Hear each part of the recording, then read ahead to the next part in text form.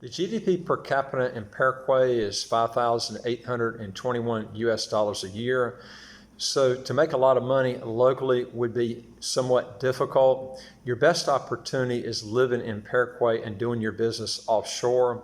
As of the 2nd of July 2019, Paraguayan citizens had visa-free or visa-free on arrival access to 143 countries and territories, ranking the Paraguayan passport 33rd with Grenada in terms of travel freedom. Access to healthcare resources in remote areas of Paraguay are actually pretty substandard. Paraguay's healthcare system is solely understaffed compared to its regional neighbors, with about 11.1 doctors per 10,000 population, which is less than half the regional normal. There's actually a serious shortage of nurses, midwives, and only 17.9 per 10,000 population, about a third of the regional average. Also, if you want to know how to legally get your taxes to zero, how to get a second passport as quick as 3 months, go to our website, www.citizenshipquickly.com. Okay, let's talk a little bit on the residency program. The Paraguay Residency by Investment Program is one of the most affordable South American investors' immigration solutions. The necessary amount of investment is $70,000 US, and you got 10 years to spend it on your business or investment project. The investor must finance his or her project after arriving in Paraguay.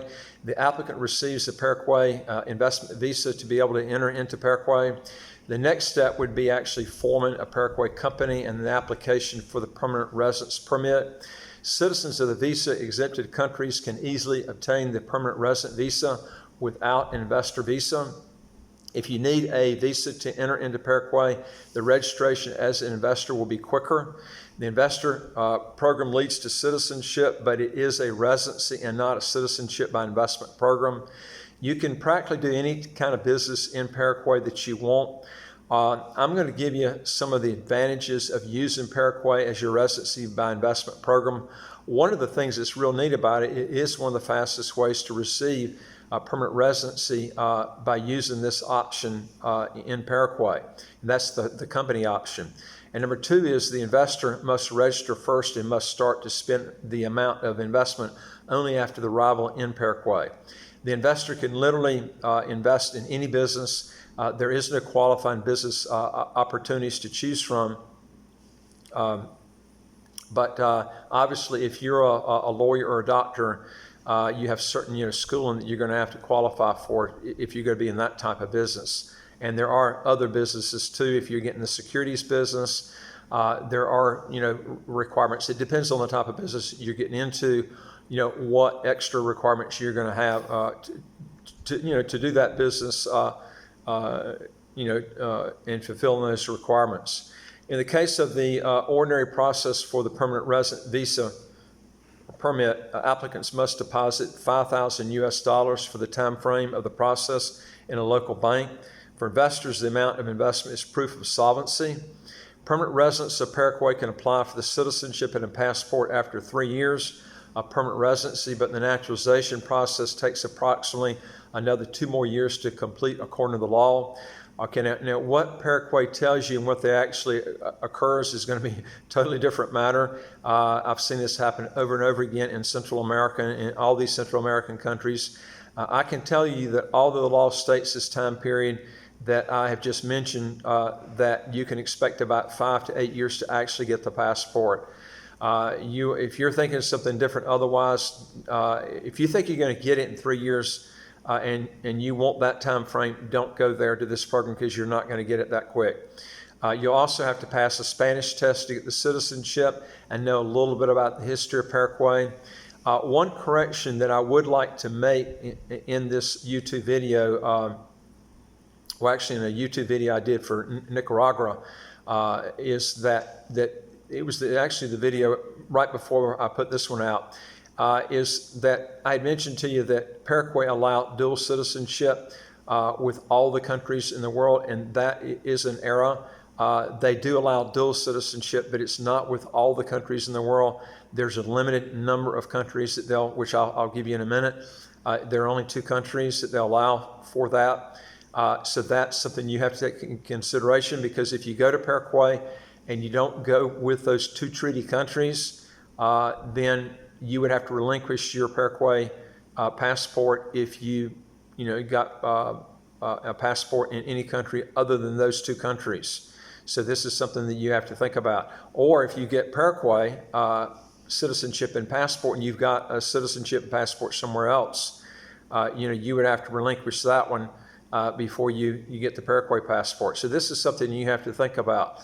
One thing I will tell you while I'm on this note, my whole thing is I would rather go with less visa-free travel and go with a country that's going to give you dual citizenship that's unlimited with any country in the world. And Belize will do that. Paraguay will not. That's one thing I do like about Belize. And Belize has quite a few, they don't have the visa-free travel that you're going to get with the Paraguay passport. But I'll tell you what's even better is going with St. Kitts passport, because St. Kitts beats both of them out on visa-free travel. And St. Kitts, you can get the passport quick, and you don't have to learn Spanish. There's just so many things I like about the St. Kitts passport over even Belize or Paraguay. There's just many reasons, but also St. Kitts doesn't have an internal income tax either, whereas the other two countries do. So that's another thing that I like about St. Kitts if you're making a comparison there. It does allow dual nationality, but like I said, it's very limited on that. There is a personal income tax that was finally introduced in 2012. That rate is 10%. The income tax rate of 10% is on income generated inside Paraguay. There is no income tax on revenue earned outside of Paraguay. There is a VAT of 10%. There's a corporate income tax rate of 10%. The Social Security tax rate is 25.50%, and the breakout on this is that there's 16.5% for companies and 9% for the employee. And I'm going to give you, in my opinion, here in a minute on this, but that is a high Social Security tax total, one of the highest that I've run across. Okay, let me give you my evaluation of this program so you can kind of help you make a decision on this when you're comparing countries.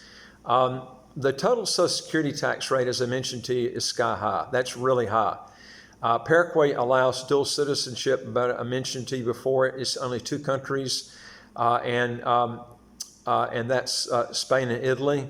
And that's a real problem because, when you have dual citizenship with only those two countries, I would not be picking that as a passport country to move to. And most people go there, reside, thinking they're going to get the passport. And if you can only have dual citizenship with those two countries and none others in the world, I would probably search somewhere else. And I gave you two better options, and Belize is one of them, and the other one is a better option is St. Kitts. By far. I would pick St. Kitts over Belize because the visa-free travel is so much better. Belize does not have visa-free travel to the Schengen countries. Paraguay and St. Kitts does, but St. Kitts has an unlimited number of countries that you can get dual citizenship in. That's the drawback with Paraguay. The 3-year requirement of permanent residency before you can apply to get the passport and citizenship is totally misleading because you're not going to get the passport in the time period they're talking about. Count on 5 to 8 years from the time you started the permanent residency. The GDP per capita is positive in that it is so low that if you need to hire help locally, wages are going to be real low for your help.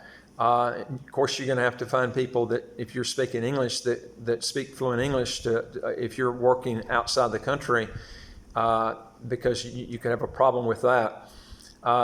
But it's also can be a negative if you've got people that are real poor in the country, if you're going to be setting up a company to do local business, because you're going to have a shortage of middle class and wealthy people to do business with. Let me give you an example. If you're a dentist and you're going to a poor country, charging people $100 a visit ain't going to fly, okay? You're going to find out in countries like Paraguay, a dentist will probably get $20 US, $25 US for a dental exam. I mean, I was in the Philippines. They charge $10 US to get your teeth cleaned and get an examination.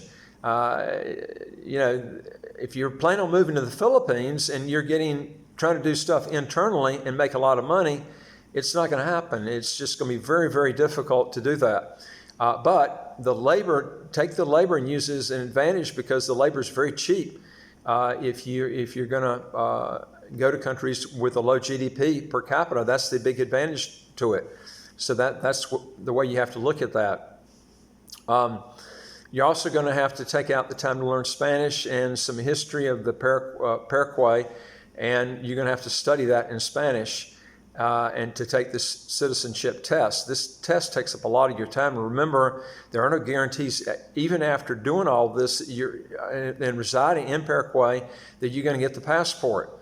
And also, does the country allow only citizens of the country to get in certain businesses? You need to check before you move to a country, and I see so many people that don't do this. You need to check to see if your type business is going to work in that country, because there are certain countries that will bar out certain business opportunities. And if you move and spend all that time, thousands of dollars, and I've seen this happen over and over again, and you move there and then find out, you go to the regulators and find out, hey, you can't get in this business until you're a citizen. Then it's going to take you, 5 to 10 to 8 years to get your citizenship. So now you're going to have to move again and spend that money all over again. These are things you need to look at.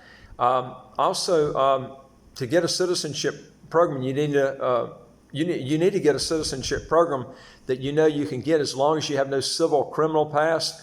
A lot of these citizenship by investment or residency by investment countries don't go by the statutory requirements after the minimum residency requirements have been made, therefore messing up your plans for a passport in a reasonable amount of time.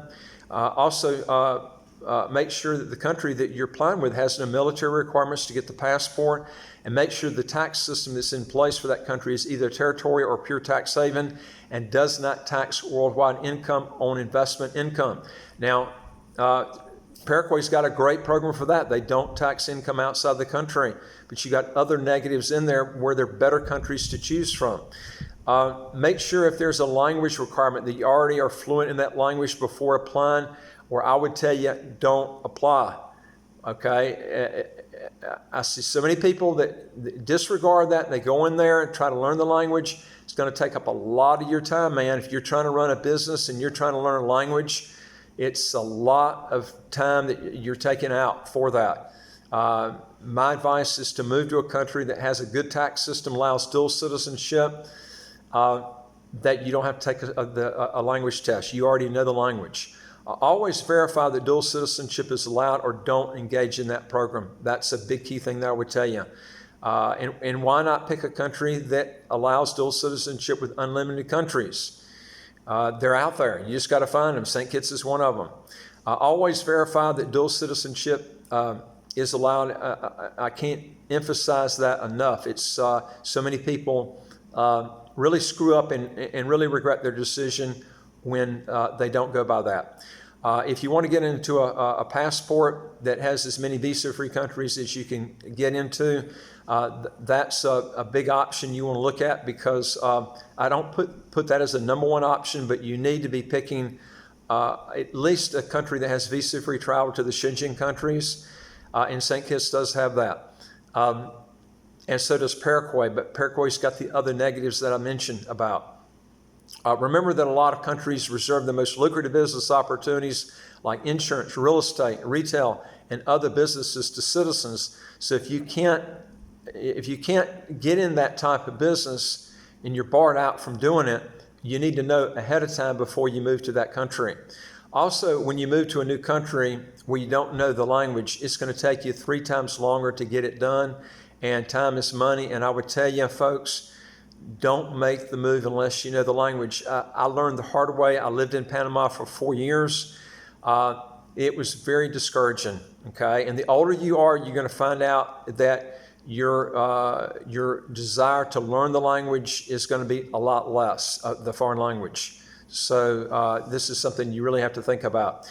Anyway, if you want to learn more how you can legally get your taxes to zero, how to get a second passport as quick as 3 months, do 3 things. Hit the subscribe button to the right of your screen, and you'll get new videos as they come out automatically. Also, I'd like to hear from you. If you got a question or comment, put it below and we'll get back with you and see if we can solve your problem. And also go to our website, www.citizenshipquickly.com. Hit the button at the top of the homepage that says Apply with Us and fill out the questions. And then hit the button at the bottom of the page that says Send Back to Us. And we'll help you get started in trying to solve your problem or issue. We also deal with 74 different citizenship by investment, residency by investment countries, not just the ones I've mentioned here. We need to look at your situation and find out which one is the best one for what you're trying to achieve. And thanks for watching. I look forward to talking to you on the next video. Take care.